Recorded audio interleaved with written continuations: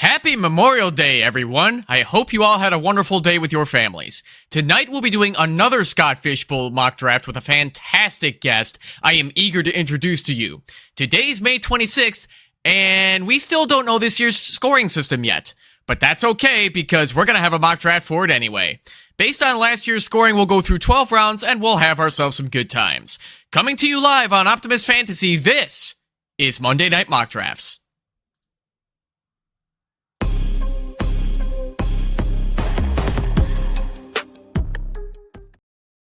Ladies and gentlemen, welcome to Monday Night Mock Drafts with Evan, right here on Optimus Fantasy. Coming to you every Monday night until week 1 of the NFL season. I am your host, Evan Sather. Joining me tonight for another Scott Fishbowl mock draft is the co-host of Mock It Like It's Hot on the Club Fantasy FFL YouTube channel. He is also a staff writer for the Football Guys. Please welcome Ryan Weiss. Hello. Ryan, welcome to the show. What is up? How are you doing, my friend? Fantastic, Evan. Thanks for having me. I think this might actually be my first guest appearance on Optimus, even though I've been friends with these guys forever. So thank you for extending the olive branch.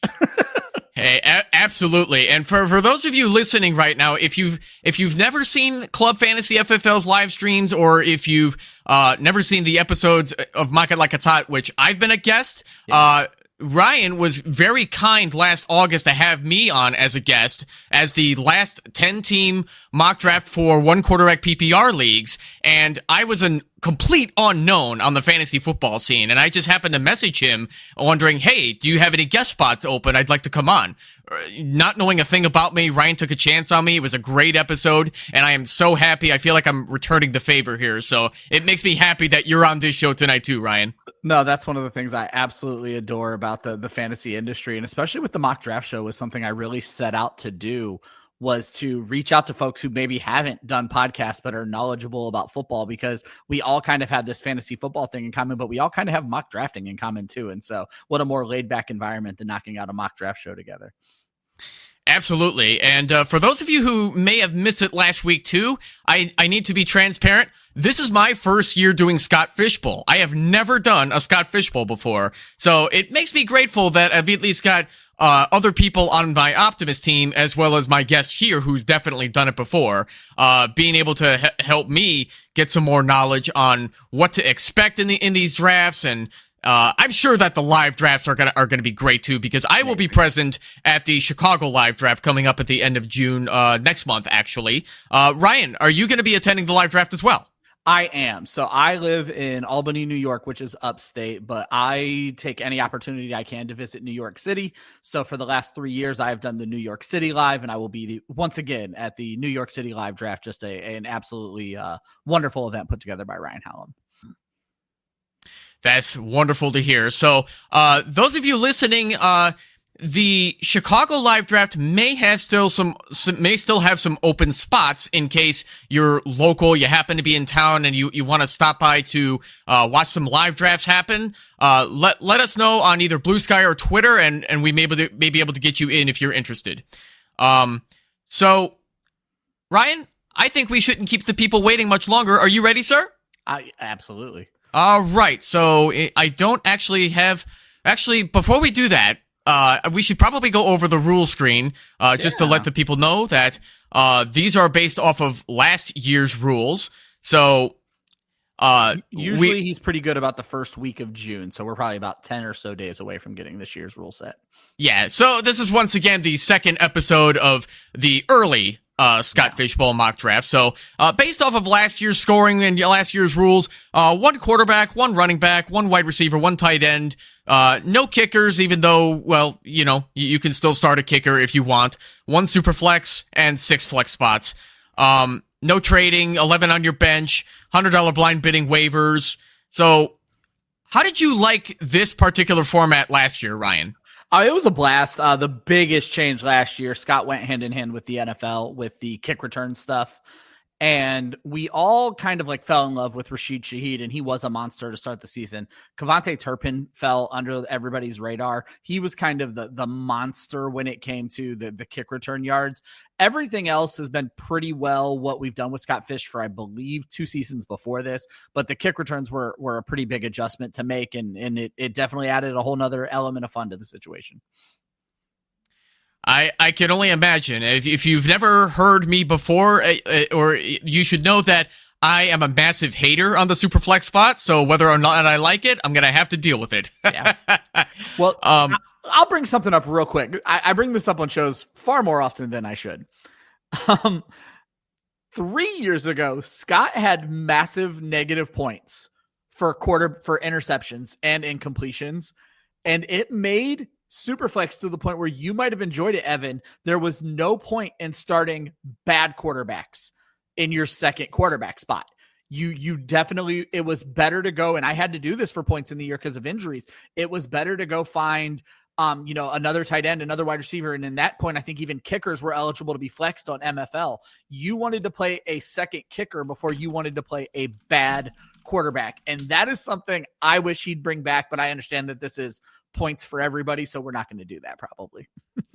Absolutely. So then passing, rushing, receiving, and receptions, nothing out of the ordinary, I would say. 1 point for every 50 yards in passing, 1 point for every 10 yards in rushing and receiving, half PPR for quarterbacks, kickers, and running backs if they happen to catch the ball, and tight end premium with 1.5 points. So I should probably ask you, Ryan. So how did you do last year in your Scott Fish Bowl tournament? Did well. I believe got into the final leg in the top 200 into the first leg of the playoffs. I actually think I shot into like the top 40, had a terrible week 14, where I lost both my quarterbacks to bye weeks, Bo Nix and somebody else. Can't remember who the other quarterback was. So with no quarterbacks, was not able to hit the scoring threshold to get past week 14. Well, making it to week 14 is still an accomplishment, I hope, right? Yeah, I don't play Scott Fish Bowl to win. There are so many people in this tournament. Playing it to win is going to go to disappointment. I play it to have as much fun as possible, building my team as much fun as possible, but more importantly, meeting the people at the lives and interacting with your league is just always a blast. So I was excited about how the season went down last year. I'd say that's my top want for this, because I've never actually done a live draft where they put the players on the sticky board for when you make your pick. I remember that when we did your show together. I was actually going to bring that up. I was going to ask if this was your first, because I asked about it during the mock draft. Live drafts, I've been doing live drafts since I started fantasy over 25 years ago, and it is a experience like no other. It's one of my favorite things to do. So absolutely. We will go through this quickly, but we don't want to keep the people waiting too much longer. We'll get this started momentarily. I just want to go over just the bonus, the kicking. I actually like this kicking scoring system. I'm actually thinking about implementing it in my home leagues, in my home dynasty league, and maybe it'll make me an unpopular commissioner, but I still value kickers. I'm probably among the rare few. I like kickers as well. There was actually some jokes being made about that with Jamie, who's in the chat right now. Some jokes being made about that in the Club Fantasy group chat this morning, the mock draft chat, about whether we like kickers or not. And I'm in that small minority with you. I still enjoy kickers in fantasy football. Me as well. So, yeah. So this is pretty straightforward. I think we should get into it, right, Ryan? Yeah. Most of the people tuning into this, they know the wacky Scott Fish Bowl scoring. So I'm actually waiting for the start button to be pressed, as I don't actually have control over this mock draft. So we'll get that changed in the future here. But here we go. There we go. Lando Nice is up first. So Ryan, your community, Club Fantasy FFL, I have to give them massive props. They came quickly when you advertised this mock draft board. I was so happy to see it fill up by lunchtime today. That's how quickly we got this filled up since this morning. So I'm happy to see back a lot of the regulars that we typically get. I've seen the Shia LaBeouf guy before. Vince Mapstone is my personal mock drafting goat. I don't mean to play favorites here, but he's always a champ. Vince is also organizing the Australia Scott Fishbowl Live, so shout out to Vince. Oh, I didn't know Vince was behind that too. He's very nice. He's the organizer for the one down in Australia this year. So big shoes for Scott, big shoes for Scott, but big moves for Vince. So unfortunately, it looks like Lando Nice either forgot that it was right now, but maybe they'll join later. This will have to be auto draft for now. So Jaden Daniels goes first, being that this is Superflex. Ryan, I have Jaden Daniels as my quarterback 1 in Dynasty rankings right now. What about you? How high are you on Jaden Daniels this year? So he is my quarterback 1 in redraft. I'm not ready to move him ahead of the established guys in Dynasty quite yet. So I have him, I believe, at 4 off the top of my head for my Dynasty rankings, behind Allen, Hurts, and why am I blank? Lamar Jackson. So I have him right there in that grouping. Daniel's just outside of it just because I want to see it for more than 1 year in Dynasty just because of the cost that's going to be associated with him. However, in redraft, he would also be my first quarterback off the board in a draft like Scott Fishbowl. I absolutely love the offense he's got this year out there in DC. He's got Deebo Samuel now as his second wide receiver behind Scary Terry McLaurin. Both of those wide receivers are 29, and I'm not at all worried just about age alone. They're both still in fantastic shape. I'm very curious to see how Cliff Kingsbury is going to be using Deebo Samuel this year. I'm hoping that Deebo will get more consistent usage, unlike the Kyle Shanahan offense where everything is kind of weird in San Francisco. Sometimes this guy won't get the ball. Sometimes that guy won't get the ball. Do you have that same worry about Deebo Samuel on the Washington Commanders this year? No, the thing is, for fantasy football, Deebo is always going to be that guy unless a massive amount of injuries happen where he becomes the focal point of his offense. Deebo isn't made to be the focal point of an offense. Deebo is made for an offense like what we're going to see out of Washington this year. So is it a concern for fantasy football? Yes. But for real football and for the growth of Jaden Daniels, I love every bit of this for Deebo. I can't disagree with you at all. I think he's going to be getting a lot of sweet production. I think he's also going to get some carries just like he did in San Francisco, because I'm no hater of Brian Robinson, but their backfield is a kind of shaky. I mean, Brian Robinson has always been a bit of a platoon back. I'll let you make your pick here. Yeah. Austin Eckler's getting up there in age. I don't think he's going to be valuable for that much longer, but I could still see some sleeper value late for Austin Eckler. Do you have Austin Eckler in a same tier as a possible sleeper pick? So Eckler's always been an interesting pick for me. I love receiving backs. I've done the studies on targets versus carries. The interesting thing is bringing in Deebo is naturally going to lessen the value that we're going to see out of Eckler and Brian Robinson. I still think there's going to be some receiving chops there for Eckler, but Deebo's probably at a position right now in his career where he can do what they expected of Eckler, but better. Just putting it bluntly. I still think there's going to be a role for Eckler. I think last year he felt like a flex sleeper. I think this year he's probably more of an RB4 with your fingers crossed.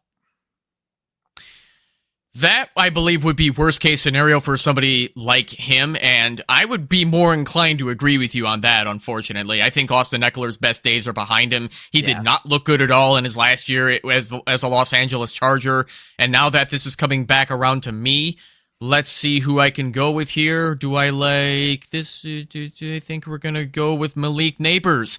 So, Ryan, do you have any concern whatsoever about Malik Neighbors' elite production that he showed last year, considering the quarterback situation? Is it Russell Wilson? Is it Jameis Winston? Does Jackson Dart see any playing time this year? What's your take on the whole situation? No matter who it is, it's going to be better than what we saw from the position last year. So I am not concerned about what we're going to get from Malik Neighbors or what we're going to get from the quarterback position. What I think is more interesting about Neighbors is Neighbors' yards per catch last year. I don't have the data right in front of me right now. I swear it was like sub 12. It was not good, and it's not what you expect from his athletic profile whatsoever. I'm looking at it now. Yeah, 11 even. When you look at the guys he was comped to, Jamar Chase, Justin Jefferson, the guys coming out of LSU, 13.4, 14.9. Now with legit quarterbacking in New York, I think there's a good chance we're actually going to see far more efficiency out of Malik Neighbors and better yards per catch.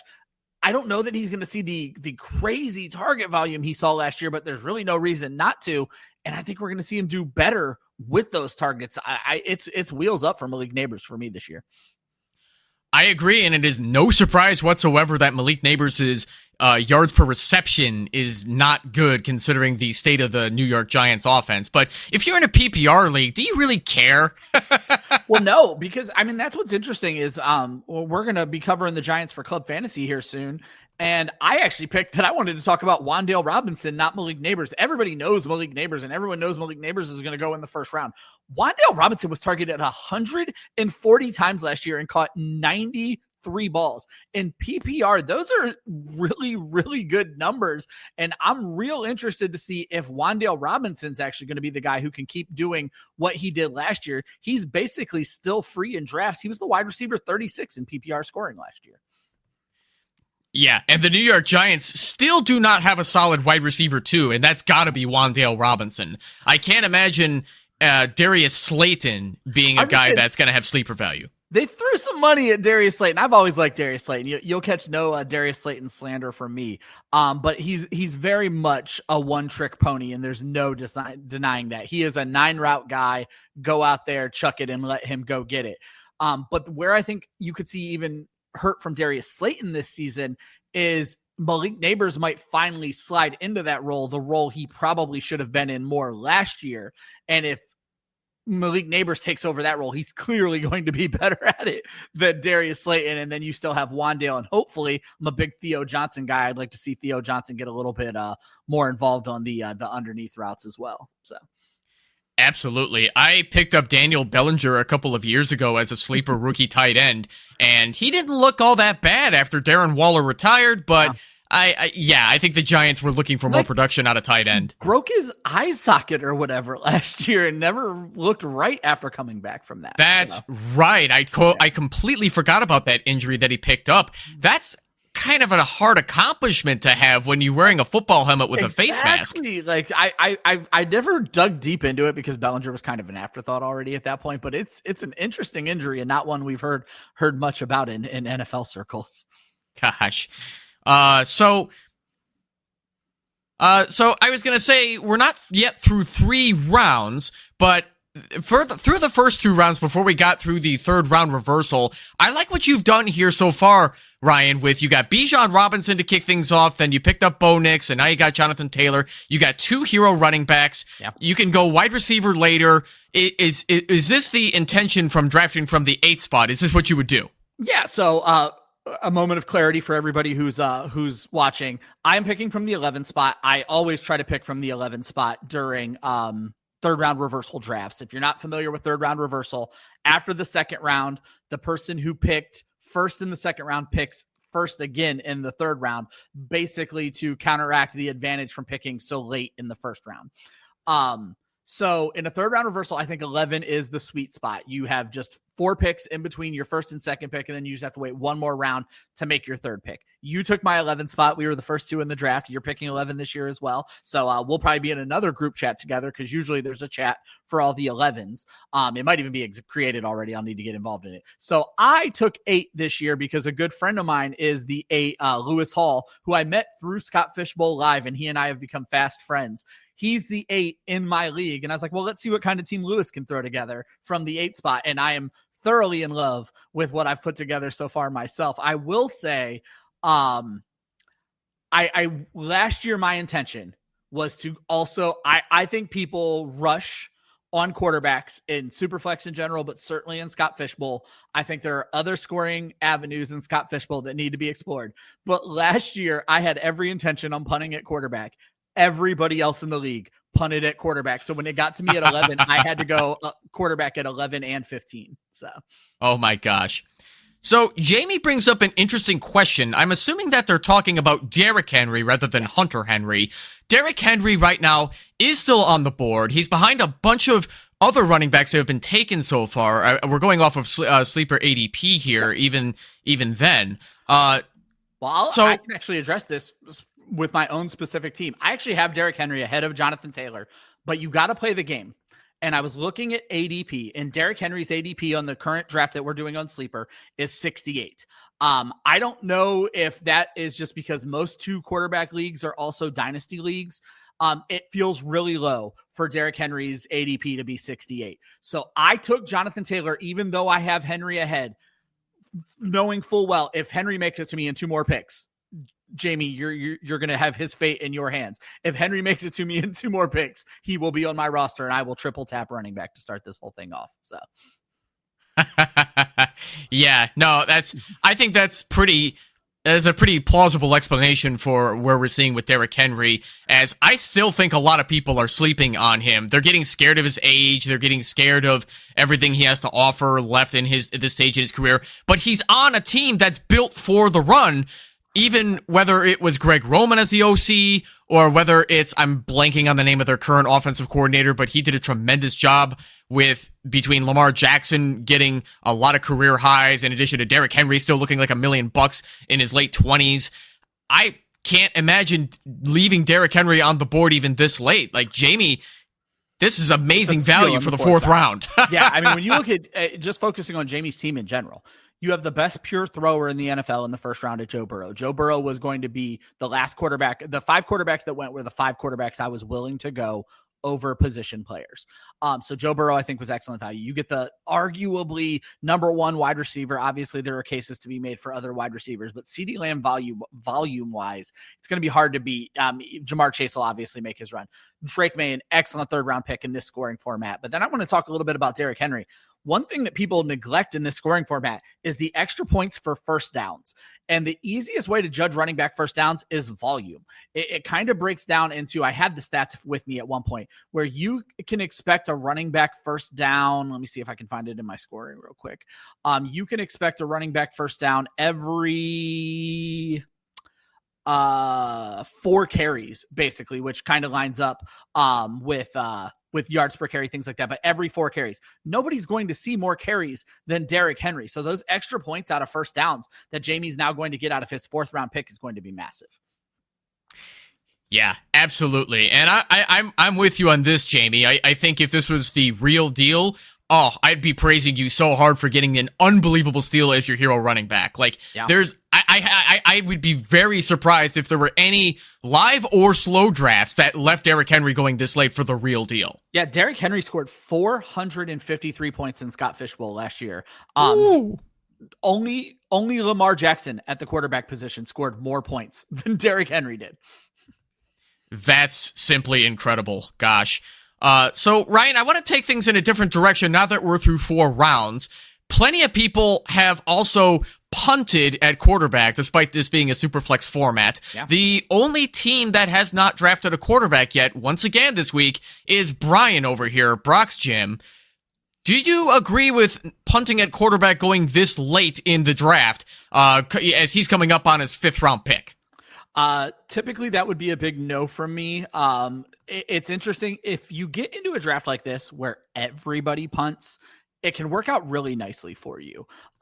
Because there's a lot of value on the board right now. Like right now I am regretting every decision I made at wide receiver as I'm kind of glancing, about to take my first wide receiver.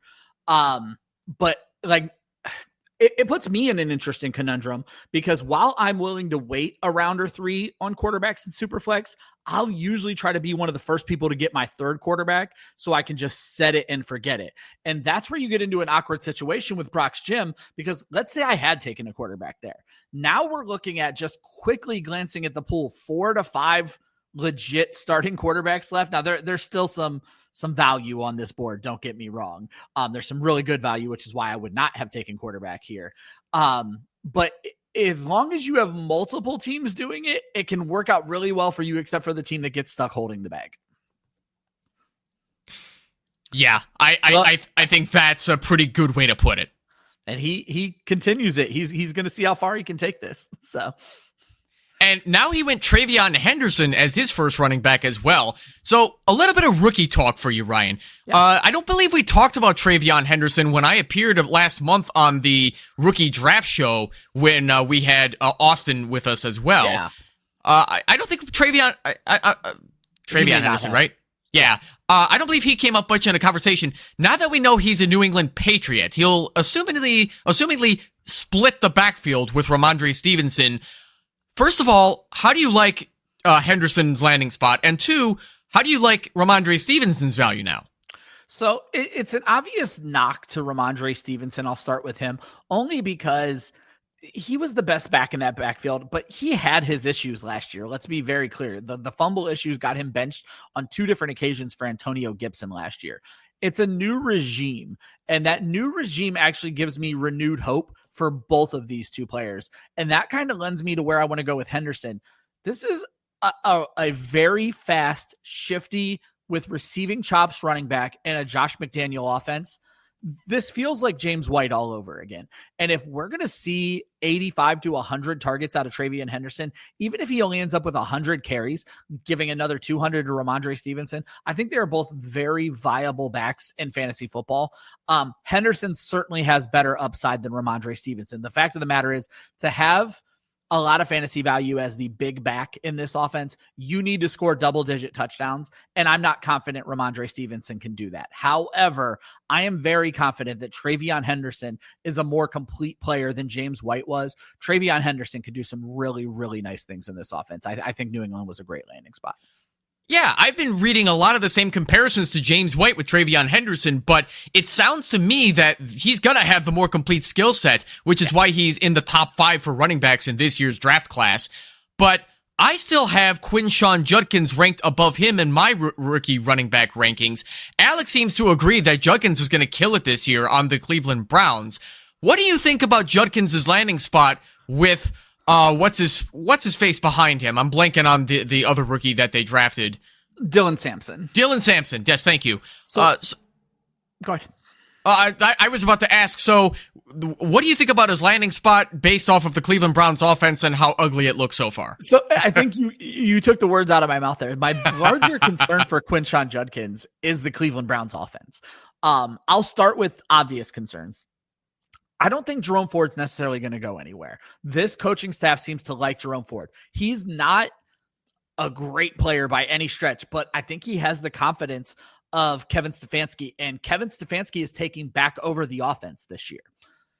And I don't think it's not for anything that the year Kevin Stefanski is taking back over the offense, they also drafted 2 running backs. So I think we're going to see a heavy mix of the 3, which is already a nightmare for fantasy football. But now you're going to throw in a 3-player committee on a team that might be a bottom of the league in red zone opportunities this year. And I think that's just a nightmare for fantasy managers. And I think it's a nightmare for Quinshon Judkins this season. First of all, I actually did not know that Kevin Stefanski is taking back offensive control of this team, which is actually pretty good news. I remember the damage he was doing with the Minnesota Vikings, and I was quite impressed with it, despite my obvious hatred for the Vikings. But so do you think this is a great opportunity for a Judkins to possibly shoo away those fears by replacing the Nick Chubb role? Do you think he has a chance to take 60 to 70% of the snaps?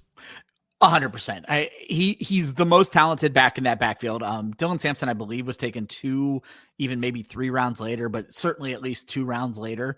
I think Judkins is going to be the guy. He was, I believe, the first or second pick of the second round, because the Browns had those 2 early picks. That's a high investment for running backs. We get so caught up in Ashton Genty being a top 10 pick and Omarion Hampton being a top 20 pick. Those were weird. Like, that's not what we normally see. A running back being the first pick of the second round, that's high draft capital for a running back. Don't think that just because 2 guys went ahead of him, that hurts Quinshon Judkins in any way, shape, or form. This is a lot of money the Browns have invested into Quinshon Judkins for a running back in a draft. So I think he's going to get every chance to win that role. And personally, what do they have to lose? Give this kid the ball. I completely agree with you. I can't imagine what they have to lose at this point, because this wide receiver room, I mean, no disrespect to Jerry Jeudy or Deontay Johnson, because I know how talented Deontay Johnson is despite a lot of the personal problems he was having last year. I do not like this wide receiver room that the Browns have this year. I think it is garbage, especially with their lack of stability at quarterback. So speaking of quarterback, I think that's going to be my next pick here. Excuse me for 1 second while I do that. Let's go with McCarthy here. So J.J. McCarthy is going to be coming off that meniscus tear that he had during that preseason Week 1 game against the Raiders. What do you think is his future now that he's going to be handed the reins? I haven't read any drawbacks that he's had, any limitations so far as he recovered from it. This looks great. If Justin Jefferson made Sam Darnold look like $1 million, surely he can do the same thing for JJ McCarthy, right? Yeah, and not even just Sam Darnold. Let's not forget Justin Jefferson was able to look good for Josh Dobbs a few years ago when they were having all of their issues. Justin Jefferson is the definition of quarterback proof. And then you have a situation where JJ McCarthy comes into the league from a very low passing volume college offense. We don't know what we're going to get out of this kid except for one thing: efficiency. And I think when you have efficiency in getting the ball into a wide receiver like Justin Jefferson and then throwing it out there, Jordan Addison, TJ Hawkinson, Aaron Jones out of the backfield, this is the kind of offense where as long as he makes the right decisions, and based on his time at Michigan, there's no reason to think he won't, it's going to work out really well. Honestly, the meniscus tear, not that he was much of a runner, the meniscus tear, as someone who has torn their meniscus, now obviously I'm not a world-class athlete, it's likely to slow down his movement, which is going to force quicker decisions, quicker throws. That's all going to work out really, really well for the receivers in this offense.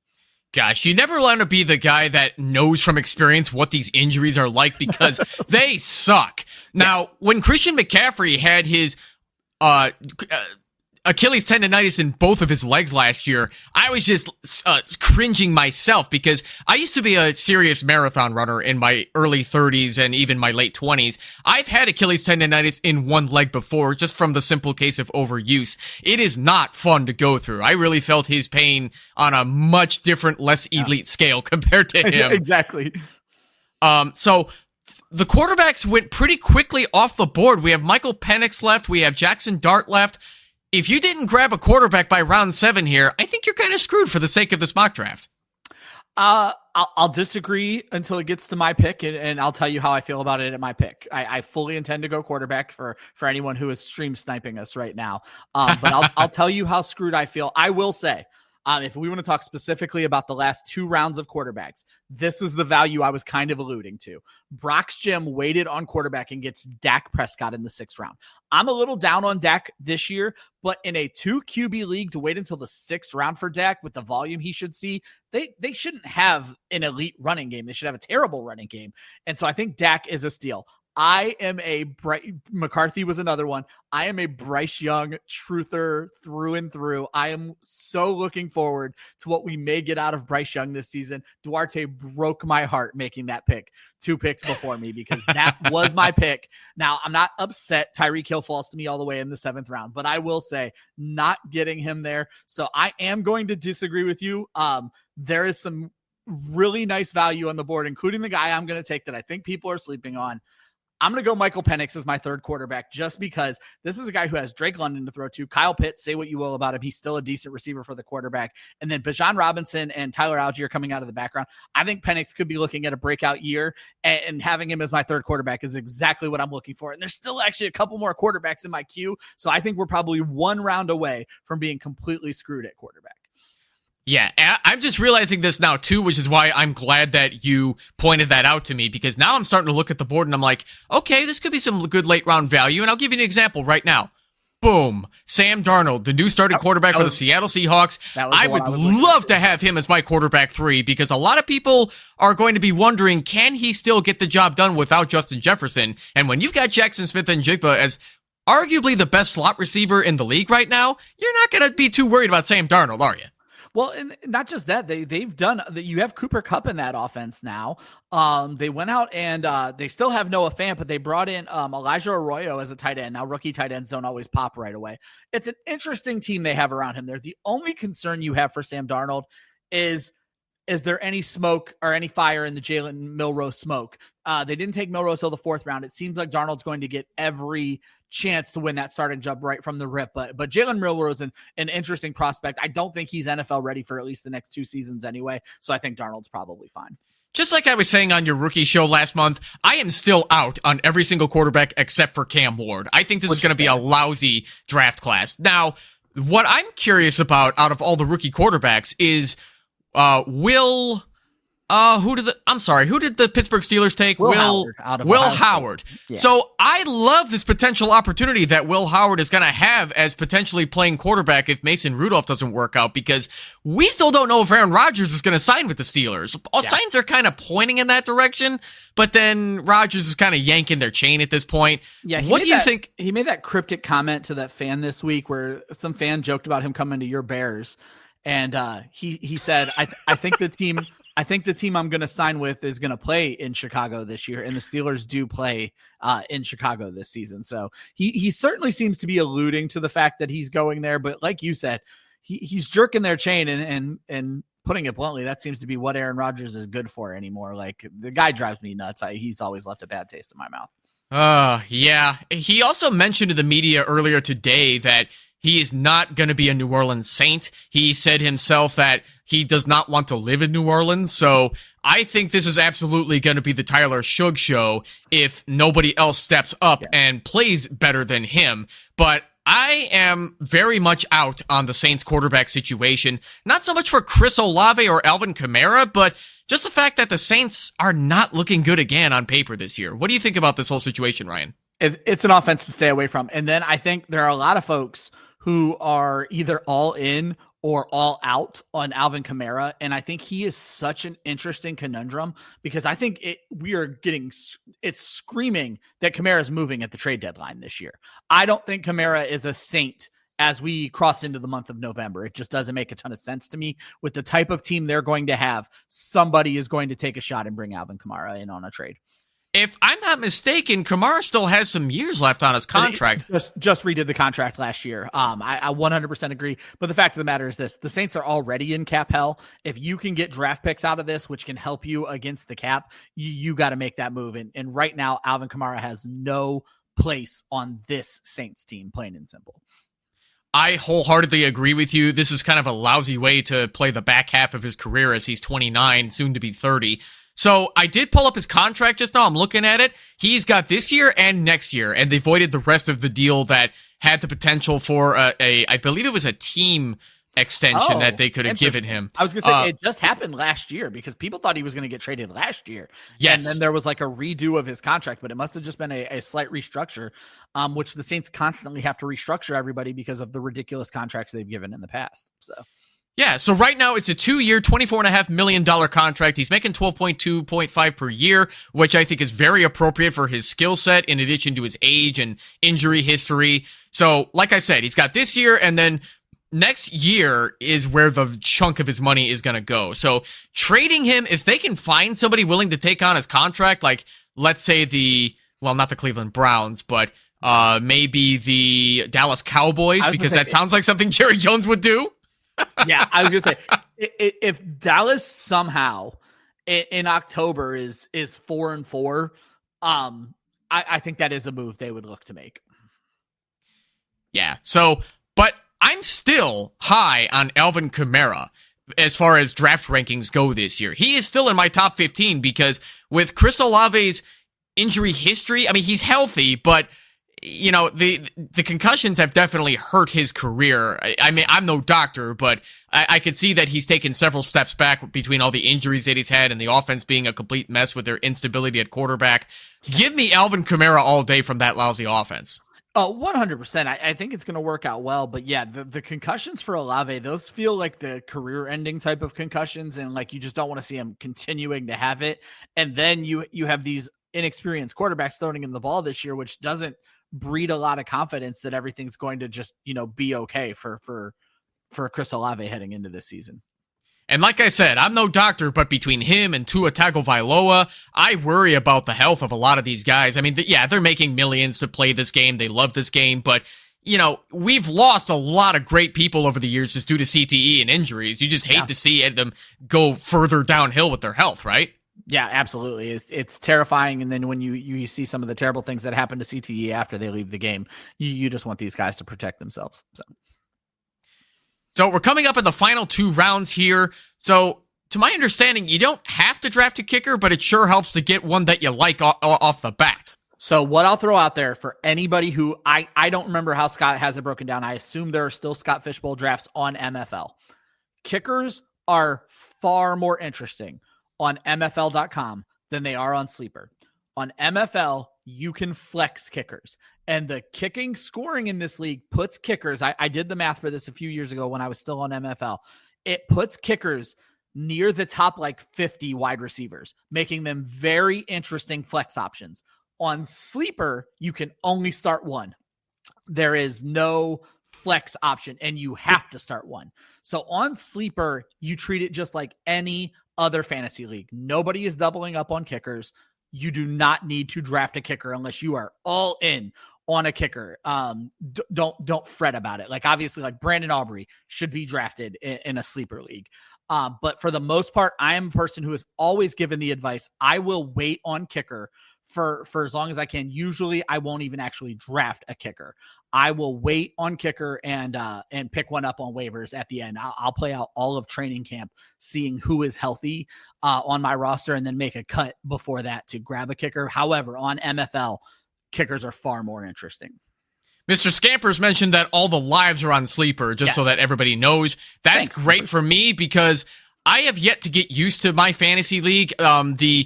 The Eliminators League, with the FC Eliminators League, is the first one that I've ever done on my fantasy league. I'm in Jake Trowbridge. Shout out to you if you're listening, Jake. I'm in his, so I've never used my fantasy league before, so maybe it'll grow on me, maybe it won't. But I'm ride or die Sleeper. It does some things very well. My fantasy league has one of the better free agency and waiver menus, but it's so hard to find some of the things that they do over there on MFL. There are some very cool tools. There are some things that are super antiquated.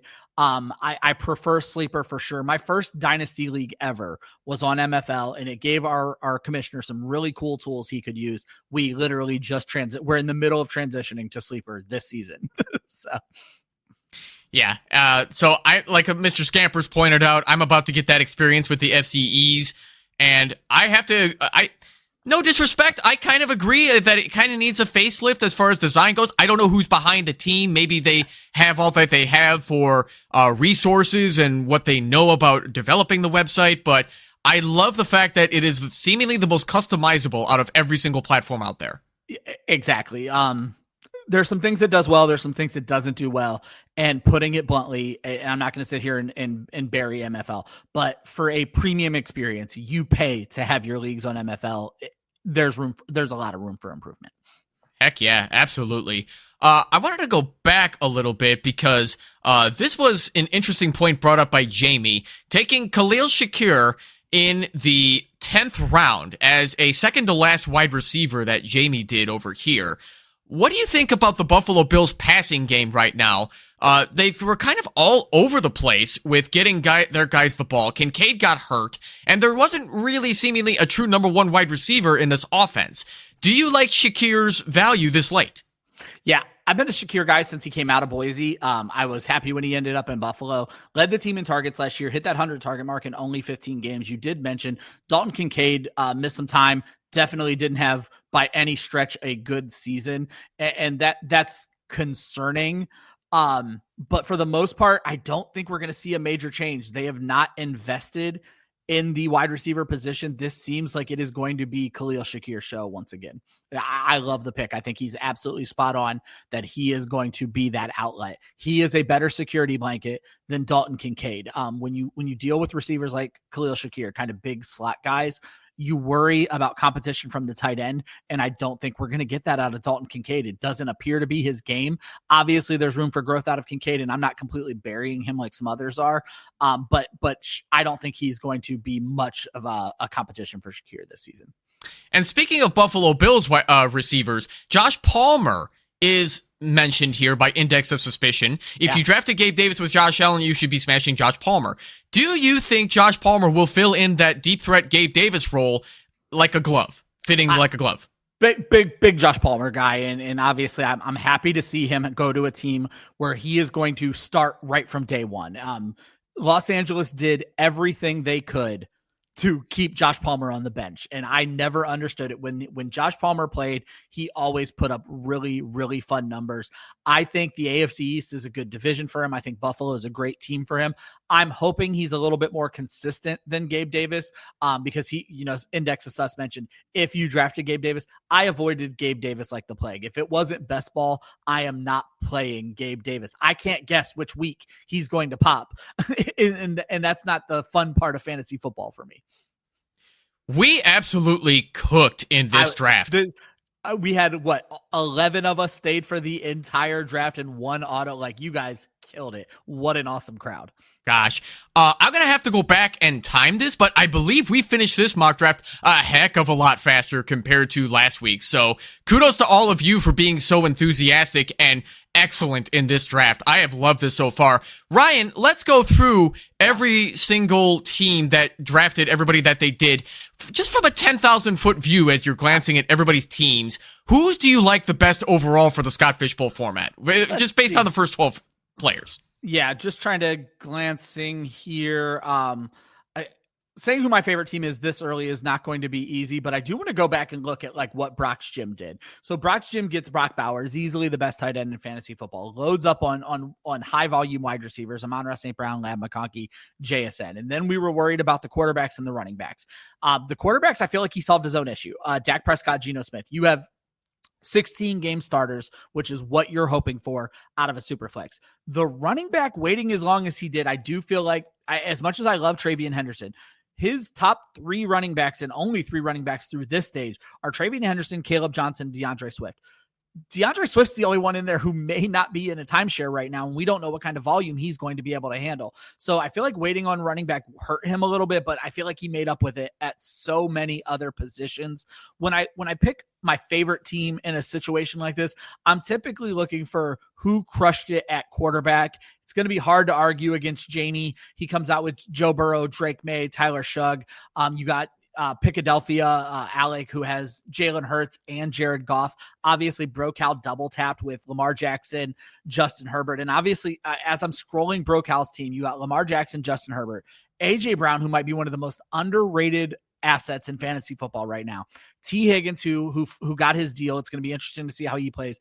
Goes with that Cincinnati offense. Never a bad decision going with multiple players from a good offense. Still gets Joe Mixon. I don't know how I feel about Isaiah Pacheco. Waited on tight end and grabs Isaiah Likely, which could worry you, except that he turns around and grabs Pat Freiermuth. Assuming Pittsburgh solves their quarterback situation, Pat Freiermuth is the number 2 wide receiver in Pittsburgh, and I think could have a really good year, certainly in a tight end premium format. I have to agree with you on that last point as well. Ain't no way it's going to be Robert Woods being 33 years old, entering his, 13th season in the league. The guy struggled to stay healthy over the last few years. No disrespect to the older wide receivers, but if Robert Woods is your wide receiver 2 on your football team at this point, you're in trouble. Trading George Pickens is definitely going to hurt this wide receiver depth chart this year. I don't think anybody else in their wide receiver depth chart outside of DK Metcalf is going to step up. Yeah, and then I'm wondering how DK Metcalf feels. If Aaron Rodgers doesn't end up in Pittsburgh, how is DK Metcalf feeling about his life right now? Because it seemed relatively clear he wanted out of Seattle. And then you go to Pittsburgh to finish 9-8, miss the playoffs and have 125 targets thrown to you by Will Howard. Like, that's not fun. Well, that's the thing, is that I'm rooting for Will Howard's success just because of the sleeper quarterback value. Like I said earlier, I have him as my rookie quarterback number 3 right now because I love his opportunity. Now, if the Steelers sign Aaron Rodgers, yeah, Howard's going to come down a little bit in those rookie rankings, but until we see Rodgers finally put that pen to paper, he's my quarterback 3 in rookie rankings, and I don't care who doesn't like it. Yeah, I think that's absolutely fair. But coming back to Brian's team real quick here, Brock's Gym, his first quarterback off the board was Dak Prescott, and he took him in the 6th round. That's his first. I think, he is the only team that waited this long at quarterback. I love Dak Prescott going this late. I think a lot of people are forgetting about how excellent he is as a quarterback when he's healthy. He's always been a top 10 guy when he's healthy. He's got CeeDee Lamb to make his job easier. He can make Jake Ferguson look like $1 million.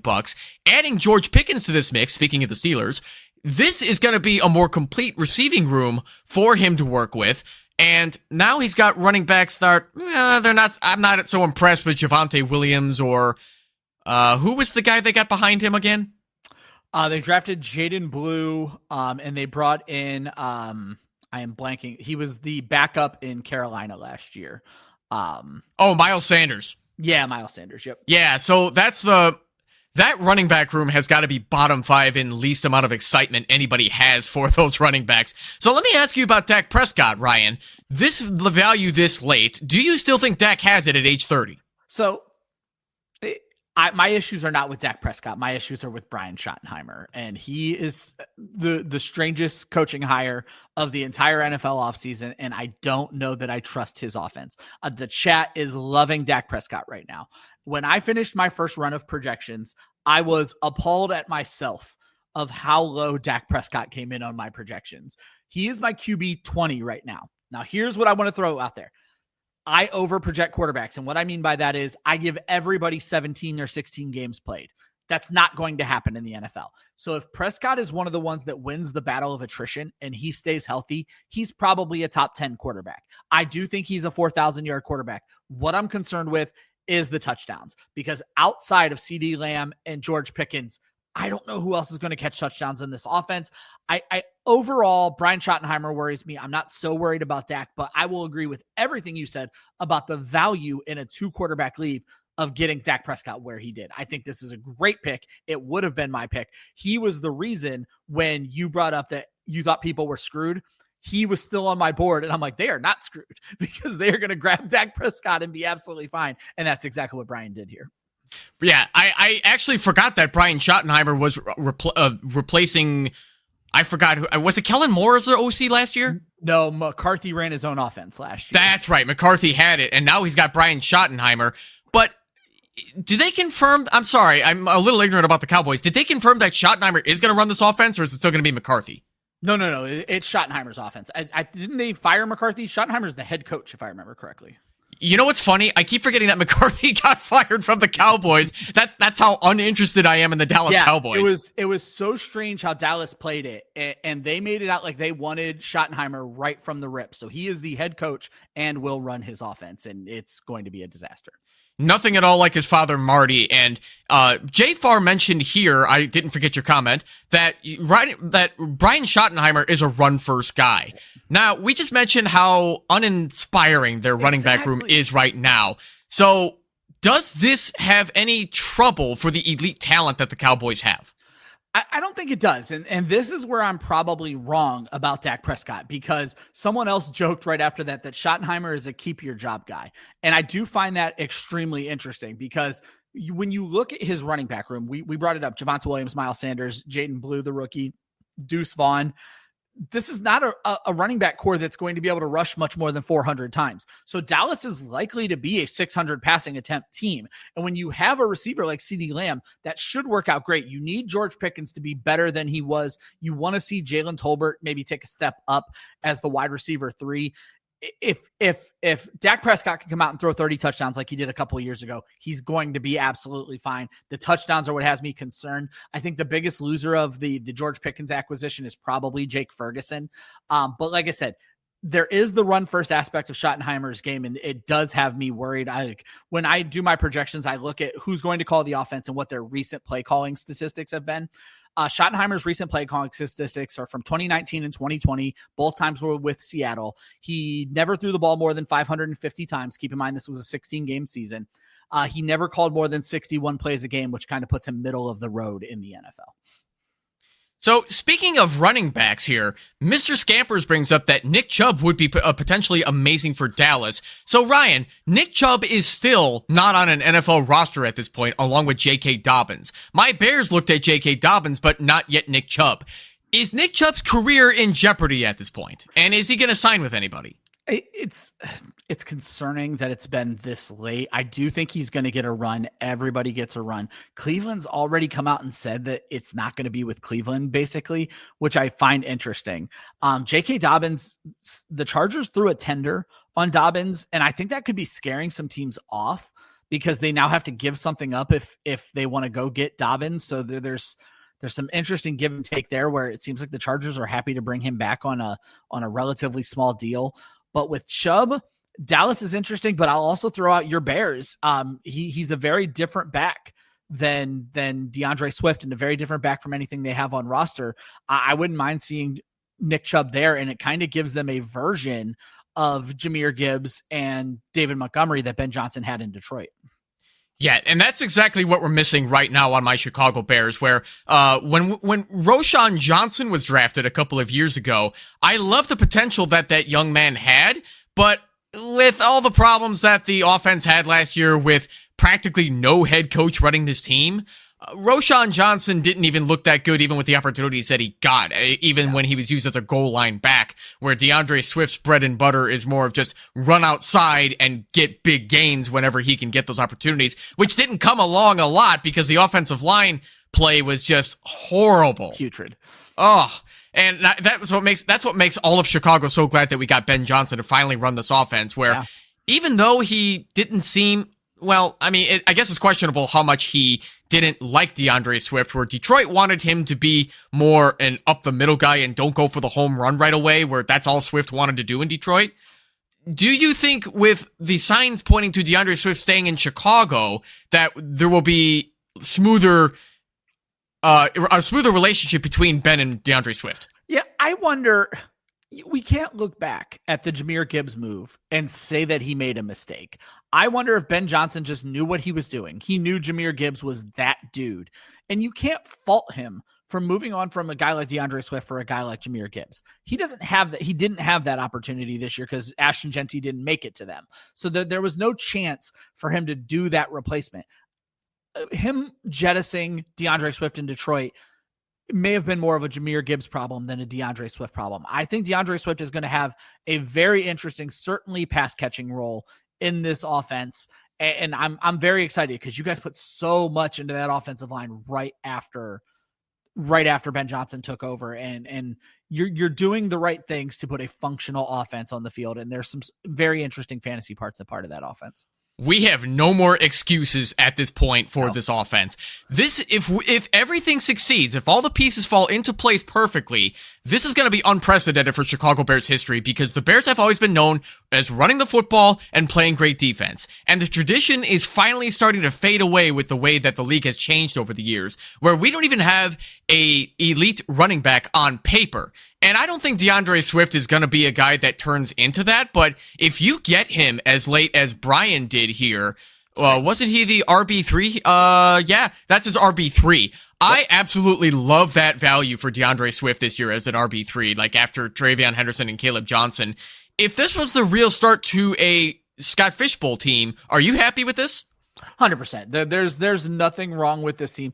One other fact that people need to be very aware of when it comes to Scott Fishbowl is you only have to start one running back or one wide receiver. So going into a draft like Brian kind of did here and focusing on wide receiver, he only has to start one of these running backs. And interestingly enough, to start the year, it might be DeAndre Swift, to where he's going to be able to put all of these wide receivers on the field, all of his tight ends. I mean, he doesn't have tight ends, but in general, he got Cooper Kupp in the 12th round. So literally he's able to start all of these guys and only has to start one of these running backs. So this kind of start for Scott Fishbowl, this kind of min-maxing that they call it in video games, where he stuck with his strengths and didn't worry about his weaknesses. It's a very interesting draft strategy. Quarterback's a tough position to punt on till the 6th round, but you walked out with two guys who are not in danger of losing their job this year. If you are going to punt on quarterback, that has to be your goal. Like Evan, you took Sam Darnold as your third quarterback, so I'm not taking a shot at you here.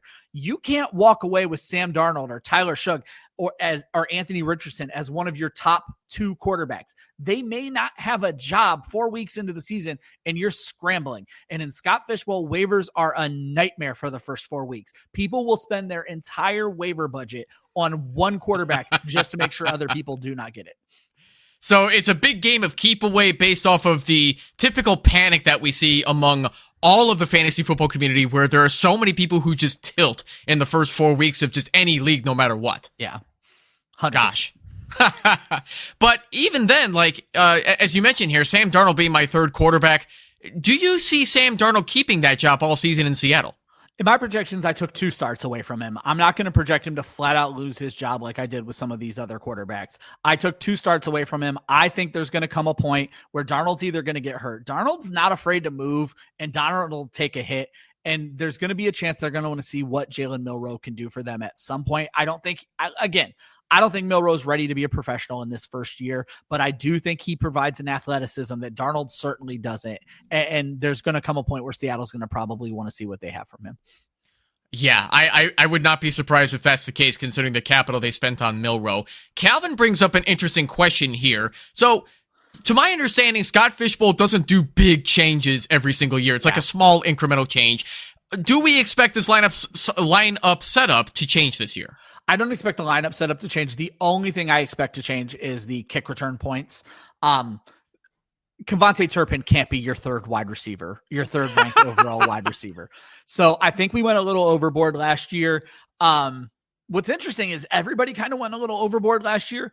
The change in kick return last year actually didn't change NFL kick return numbers all that much. The reason Turpin shot up is Turpin is one of the few guys who handled every kick for the Dallas Cowboys, and he would bring every kick out.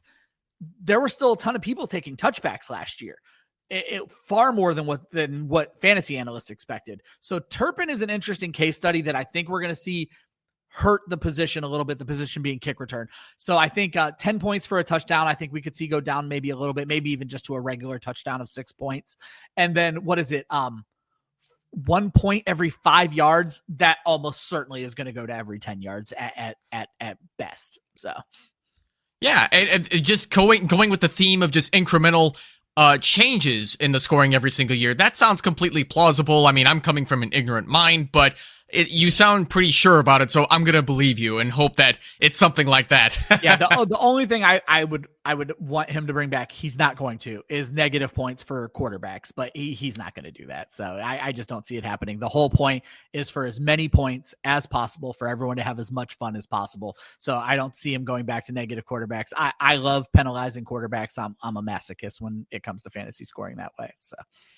So we've gone a little over an hour. We're going to start to wrap things up here. So speaking of fun, Ryan, this was a lot of fun tonight with you. Thank you so much for being my guest tonight. I loved every second of this.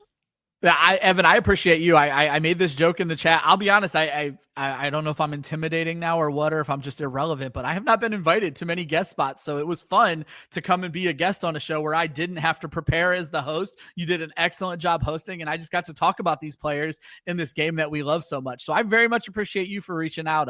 It was really fun to do a guest spot again. So. Heck yeah. So before we get out of here, I just want to mention just a couple of things. First things first, everybody who mock drafted with us tonight, thank you for joining us. You guys were excellent.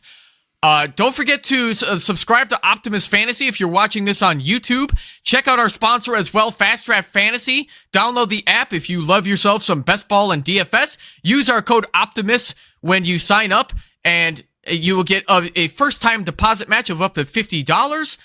Ladies and gentlemen, this has been another episode of Monday Night Mock Drafts with Evan. Once again, thank you, Ryan Weiss. Thank you to everybody who mock drafted with us this evening. It is darn near impossible to do a mock draft show without folks like you mocking with us. I will be back next week with a new surprise guest who will join me for a very early one quarterback PPR redraft mock draft. If you follow Chicago Bears content creators on YouTube, I think you're going to recognize him next week. Wink, wink. Coming to you live on Optimus Fantasy, I'm Evan Sather. Have a great night. I'll see you all next week.